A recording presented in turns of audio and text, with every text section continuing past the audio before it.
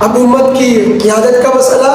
کہ خلیفہ کون ہوگا، امت کی قیادت کون سنبھالے گا، ریاست کی باغ دوڑ کس کے ہاتھ میں ہوگی، امت کی کشتی کا ملاح کون ہوگا، رسول اللہ صلی اللہ علیہ وسلم کا نائب کون ہوگا۔ اچھا یہ بات ذہن میں رہے کہ رسول اللہ صلی اللہ علیہ وسلم کے آخری لمحات تک حضرت علی اور حضرت عباس رضی اللہ عنہ کو اپنے خاندانی قرب کی وجہ سے کسی حد تک گمان تھا کہ آپ صلی اللہ علیہ وسلم شاید ان کے لیے حکومت کی وصیت فرمائیں۔ یہ حضرات پوری نیک نیتی سے یہ سمجھتے تھے کہ اگر خلیفہ اہل بیت سے ہوا مسلمانوں کا اتحاد و اتفاق زیادہ مضبوط اور پائیدار ہوگا۔ حضرت عباس رضی اللہ عنہ نے حضور صلی اللہ علیہ وسلم کی وفات سے کچھ پہلے حضرت علی رضی اللہ عنہ کو مشورہ دیا تھا کہ آپ جا کر حضور سے صلی اللہ علیہ وسلم سے پوچھ لیں کہ خلافت کس کے لیے طے ہوگی، اگر ہمارے لیے طے ہوگی تو ہم مطمئن ہو جائیں گے، اور اگر دوسروں کے لیے طے ہوگی تو ہم ان کو مشورہ دیں گے کہ یہ ذمہ داری آپ ہمیں سونپیں۔ مگر حضرت علی رضی اللہ عنہ نے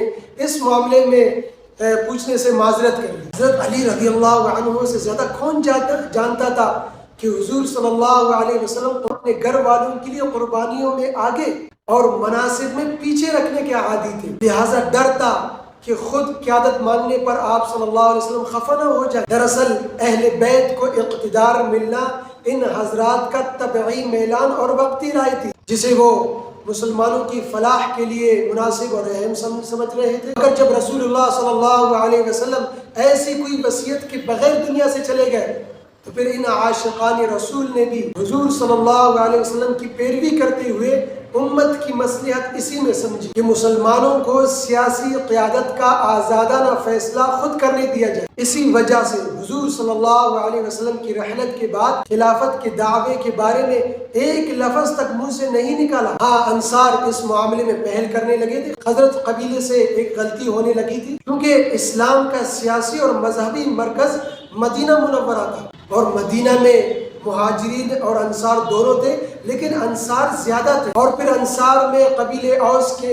مقابلے میں قبیلے خزرج زیادہ تھے، اور خزرج کے سردار حضرت سعد بن عبادہ رضی اللہ عنہ تھے۔ اچھا عربوں کے اقتدار کا انحصار افرادی قوت پر ہوتا تھا، تو بعض لوگ کہنے لگے سعد بن عبادہ رضی اللہ عنہ کو امیر ہونا چاہیے، اور پھر بعض نے کہا کہ اگر مہاجرین نے اتفاق نہ کیا تو پھر کیا ہوگا، پھر ہم کہیں گے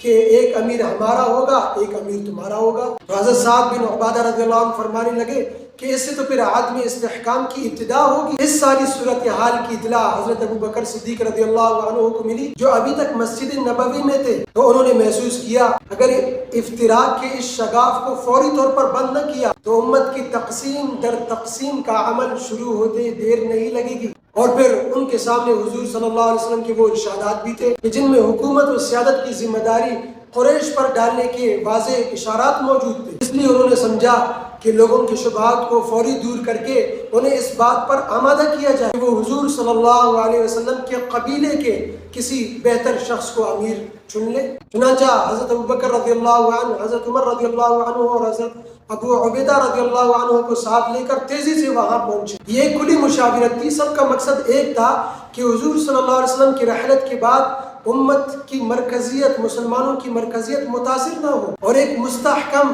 سیاسی نظام تشکیل پائے۔ حضرت ابو بکر رضی اللہ عنہ نے انہیں یاد دلایا، انہیں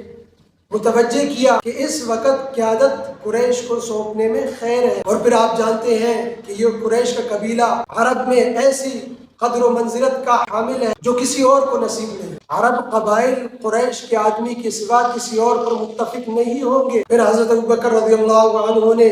مسئلے کا حل پیش کرتے ہوئے فرمایا کہ امراء ہمارے ہوں گے اور وزراء آپ کے۔ حضرت سعد بن عبادہ رضی اللہ عنہ فرمانے لگے کہ ٹھیک ہے، ہم وزیر آپ امیر۔